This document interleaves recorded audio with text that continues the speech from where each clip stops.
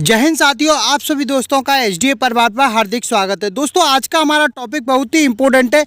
यहाँ से क्वेश्चन अधिकतर देखने को मिलता है, तो दोस्तों अधिक से अधिक शेयर करें, कमेंट कर कर बताएं आपको हमारी क्लास कैसी लगी। दोस्तों आज हम बात करेंगे मुगल साम्राज्य के, जितने भी मुगल साम्राज्य के शासक हैं उसके बारे में चर्चा करेंगे। दोस्तों यहाँ पर ये बताऊँगा दोस्तों कौन से शासक का कितने समय तक शासन किया भारत पर। तो दोस्तों बहुत ही इंपॉर्टेंट है, एक ही वीडियो में हम इसे समाप्त करने का प्रयास करेंगे। अधिक से अधिक दोस्तों शेयर करें, प्यार करें। दोस्तों कमेंट कर कर आप ये अवश्य बताएं कि क्लास आपको कैसी लगी। तो दोस्तों बहुत ही इंपॉर्टेंट है, यहाँ से क्वेश्चन अधिकतर पूछे जाते हैं। तो दोस्तों सबसे पहले हम बात कर लेते हैं मुगल वंश की।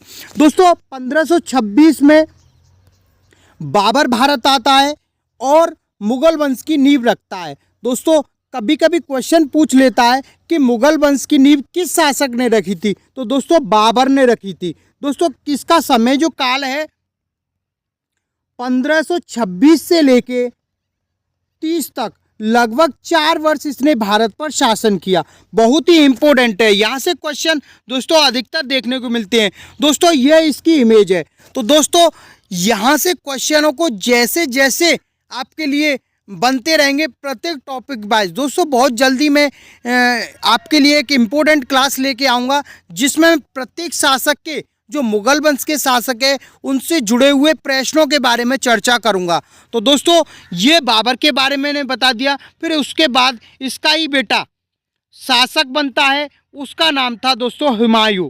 दोस्तों हुमायूं शासन करता है, इसका शासन दोस्तों 2 पीरियडों में जाना जाता है। दोस्तों पहला जो समय काल था, शासन काल था, वो 1530 से 1540 तक था।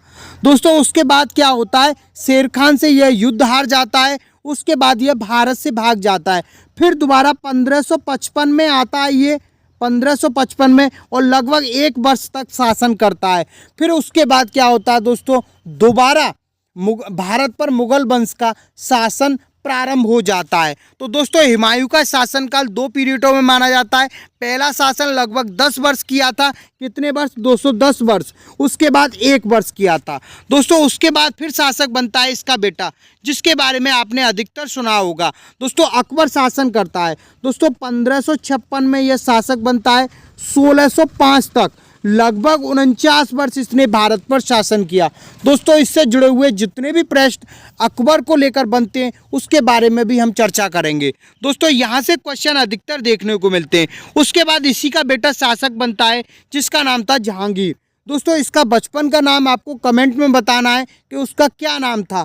दोस्तों 1605 से लेके 1627 तक लगभग 22 वर्ष इसने भारत पर शासन किया। ठीक है दोस्तों, नेक्स्ट पॉइंट, ये दोस्तों इसकी इमेज है। ठीक है दोस्तों, ये जहांगीर है। ठीक है दोस्तों, नेक्स्ट पॉइंट, इसके बाद इसका ही बेटा बनता है शाहजहां।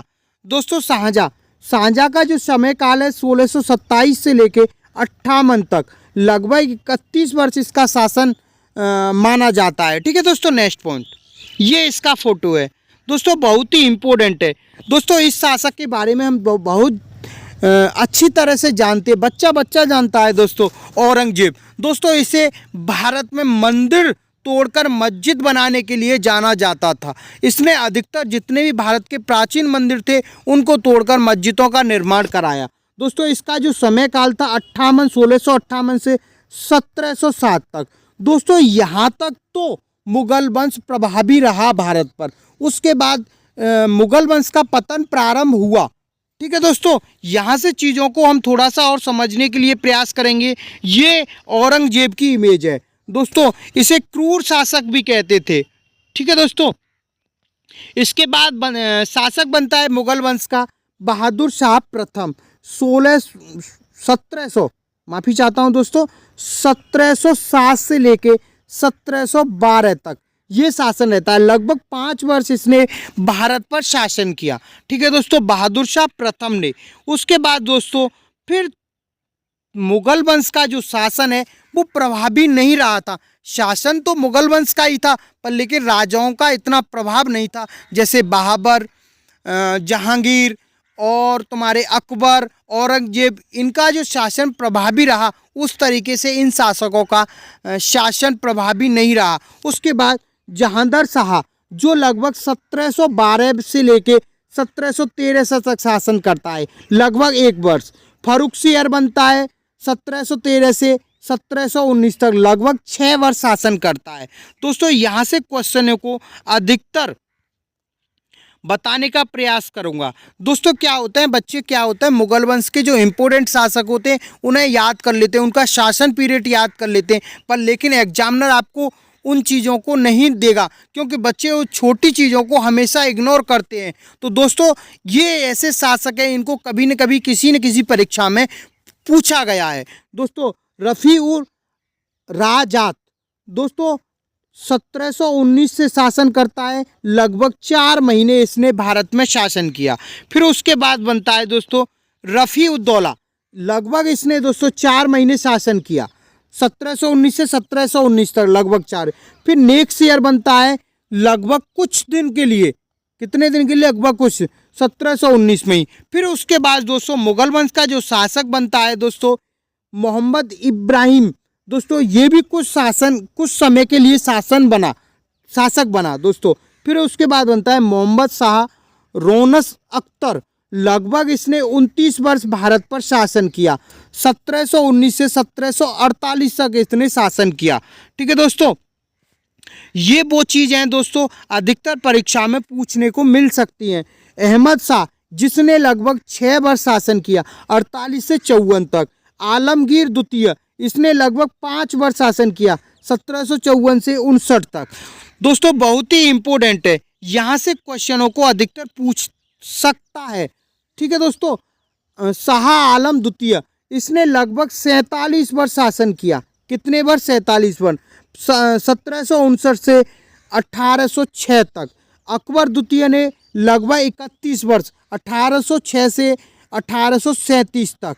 ठीक है दोस्तों, नेक्स्ट पॉइंट, बहादुर शाह द्वितीय 1837 से 58 तक इसने शासन किया, दोस्तों लगभग 21 वर्ष। दोस्तों ये वो शासक है मुगल वंश के जिन्होंने भारत पर शासन किया, कभी किसी ने ज़्यादा समय तक, कभी किसी ने कम समय तक। दोस्तों मैं यहाँ से आपको कमेंट में 2 क्वेश्चन दूंगा, दोनों को आपको, ये आपका होमवर्क हो सकता है। ठीक है दोस्तों, यहाँ आपको ये बताना है कि 1857 की क्रांति के समय, कौन सी दोस्तों, 1857 की क्रांति के समय मुगल शासक कौन था, एक क्वेश्चन ये है। दूसरा क्वेश्चन है कि मुगल वंश में सबसे ज़्यादा शासन किस शासक ने किया। ये 2 प्रश्न हैं आपके लिए, कमेंट में आप इनका आंसर दोगे, यही आशा करता हूँ। जय हिंद, जय भारत।